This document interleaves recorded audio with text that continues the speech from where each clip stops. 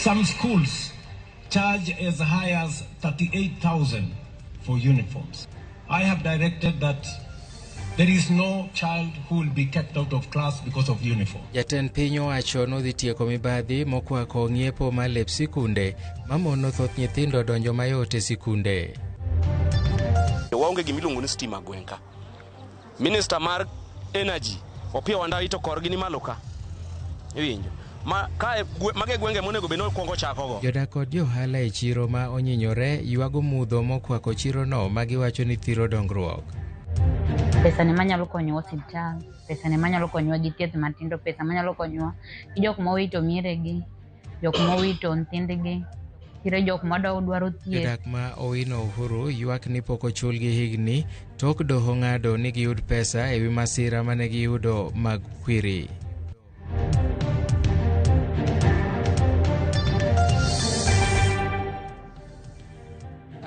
Chiegni nyinga Milton Ochieng. Jatend piny William Ruto wacho ni sirikal biro nono matut mibadhi masani okwako ng'iepo mar uniform ne jopuonjre madonje skunde. Koloso e kar jot, jatend piny e bore Nairobi kawuono, Ruto nochiko jopuonjre ma ok nyal ng'iewo lep sikul mondo odhi gimegi mag sikunde mag junior secondary kendo ok owinjore oriemgi ne wach uniform. Osiemo skunde wi omenda mathoth ma gikawo kuom jonyuol mar ng'iewo uniforms. Say yesterday that no child should be denied an opportunity to be in class. Why? Because we have provided the resources for them to be taught. For the first time in our schools, capitation that normally gets to schools a month or two after schools open, we made sure that capitation was available in school before our students reported in class. And we provided the highest amount, 44 billion. And therefore, if we have provided money for teaching, and we pay the teachers, and we have the classrooms, there is absolutely no reason why anybody would keep our children out of school. And we have said we are going to look into this uniform issue because uniforms are beginning to be another source of corruption. Hires 38,000 for uniforms. And therefore, I have directed that there is no child who will be kept out of class because of uniform. Even if they have the uniform for the junior school, they can transition to secondary school with that uniform as they wait for the parents to organize themselves.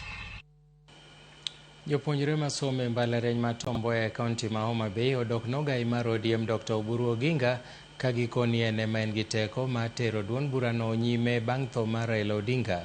Jopuonjrego kotelnegi kod Collins Odhiambo ma en jatend jopuonjre e mbalarianyno okonigi siro lwedo Dr. Oburu Oginga mondo dhi nyime gi tayo duond bura mar ODM. Bende gisiro twak e kind ODM gi duond bura mar UDA ka gikoni mano Oburu Oginga ema nigi lony mar arieya manyalo miyo ODM bedo gi twak makare gi UDA motelo ne yiero mabiro. Jopuonjrego bende osiro sirikal mar Manywanda ma gikoni osekelo dongruok e counties ma Kaluo kendo ginyiso jokanyo mag ODM mondo mi kik wuogi e winjruok manie kindgi kod jatend piny William Ruto. Waduto wanyalo neno ber ma broad based government osekelonwa. Chien kachacha ne wawuok wadhi e streets wago koko wating'o sufria makata gimomiyo wating'o sufria ok wang'eyo. But gisani wantiere sirikal ndani kendo wawacho niya wabiro siro sirikal William Samoei Ruto, His Excellency the President. Ka otelnwa gi our party leader, that is Daktari Oburu Odinga. Tunataka kusema ya kwamba we support broad-based government kwa sababu imeleta maendeleo katika Homa Bay County, imeleta maendeleo kwa shule zinazopatikana hapa Homa Bay County. Shule kama Tom Mboya University tumesaidika sana. Kuna shule yetu inajenga tunasema 2000 student village, ina accommodate 2000 students. Rowere mag ODM koro sundo mondo Winnie Odinga opodne lemo matelo e duond burano.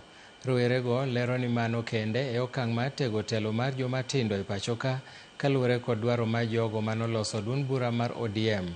Duond burano osebedo kod gwandruok e kinda kweth moko ma bende koro keto duond burano e kinda Nakuru Gasumbi.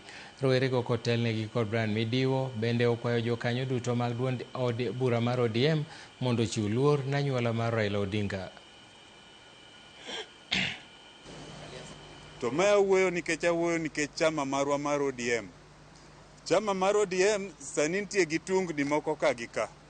Ma ng'ato koyieni mondo wach paro mare. Ng'ato koyieni owach pache. Koro gima nakwayo, omi ng'ato ka ng'ato thuolo mar mondo mi owach pache, obeni en Secretary General mar chama. Omi thuolo mondo wach pache. Kasto moloyo wabed gi riwruok moro achiel mondo chamo dhi nyime. We should never support division. Let's support each other. We are supporting Winnie. Let us give Winnie the leadership she deserves. That's all I can say. And also let's give the Odinga respect. The way we respected Baba, we should show the Odinga family by respecting or giving Winnie the leadership she deserves. I want to advise them, this is a free advice to the elderly generation, that the push you are seeing from Winnie Odinga, the push you are seeing from Babu Owino, the push you are seeing from Brian Midiwo, what the young people are trying to say is that they've been trying to fight for a space on the table, but they've not been finding this space. Bod mochune tayo aguch omenda madongo kuonde chung od buche NGCDF onyiso chir ma gin go ni doho mar apil biro golo ng'eto madoknegi kaluwore gi bura manokiro oko ng'eto ma doho mamalo manogolo ni NGCDF ni e tok chik.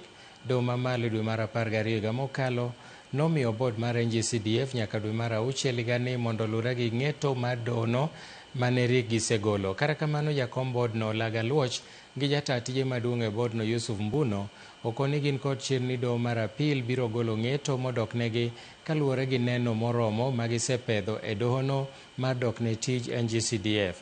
Kane giloso skund secondary ma Karabondi BD e kachung' od bura ma Karachuonyo gikoni gin kod yore mamoko magibiro luwo kapo ni doho mar apil okiro burano oko. Salam was 6.2 and we know average is 6. Last year, there was a High Court decision that gave CDF board up to June this year to wind up operations. I want to tell you, like I've been telling everybody that I know, who cares listen. That judgment of the High Court was not based on law or evidence. That judgment was influenced very heavily by the Council of Governors. Unfortunately. But I want to assure you, my board appealed against that High Court decision and judgment is delivered on the 6th of February next month. Na huo mgao umekuwa ukikua kila mwaka.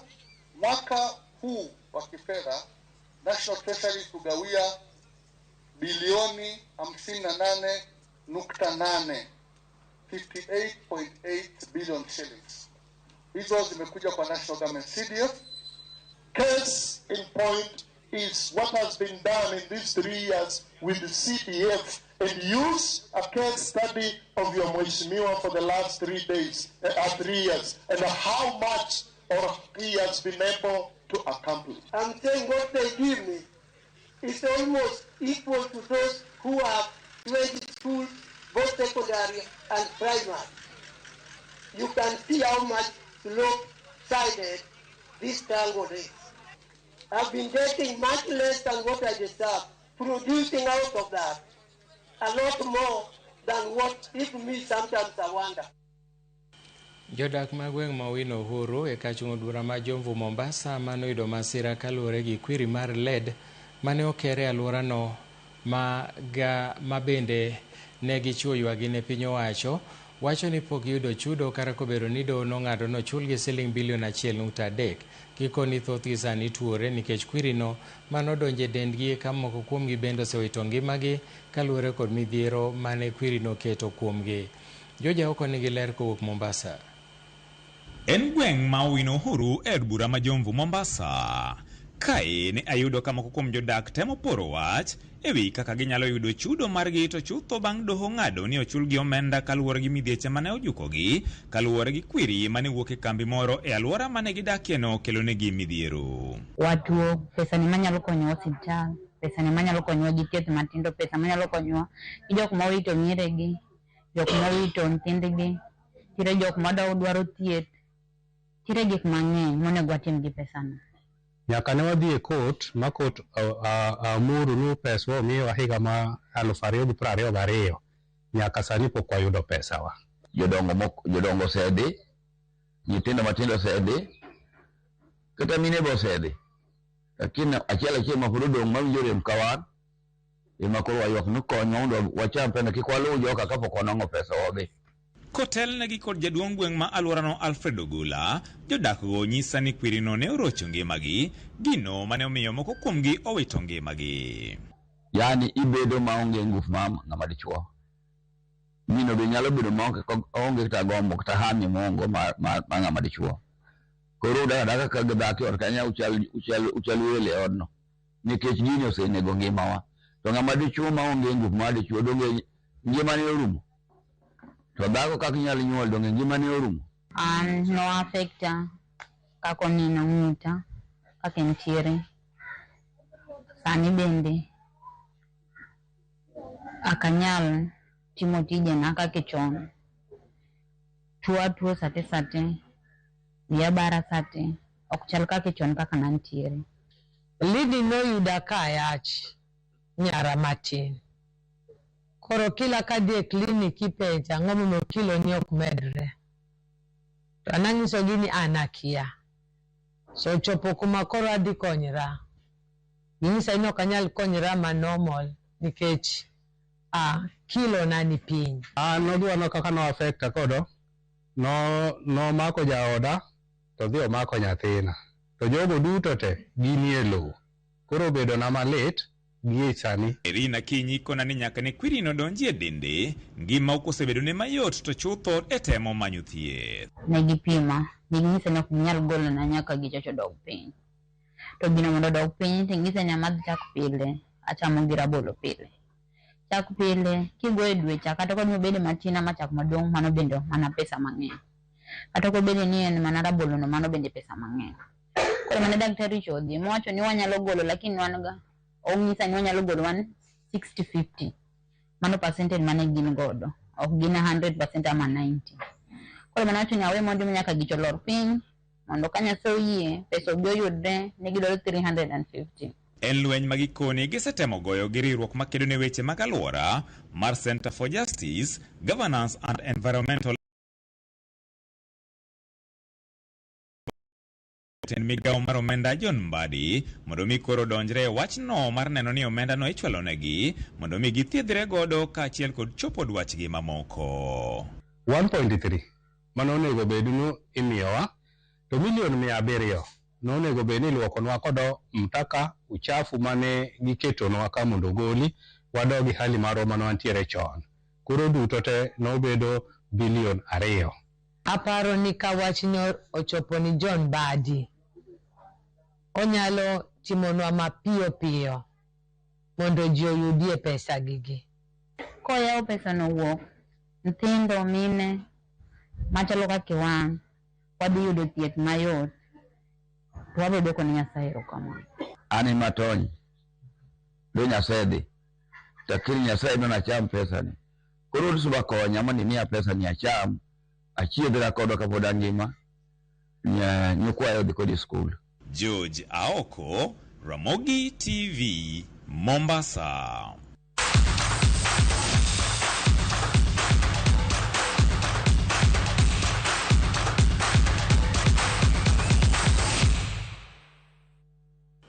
E weche tuke ni tim mar Bandari dhi bedo gi ting' mapek mag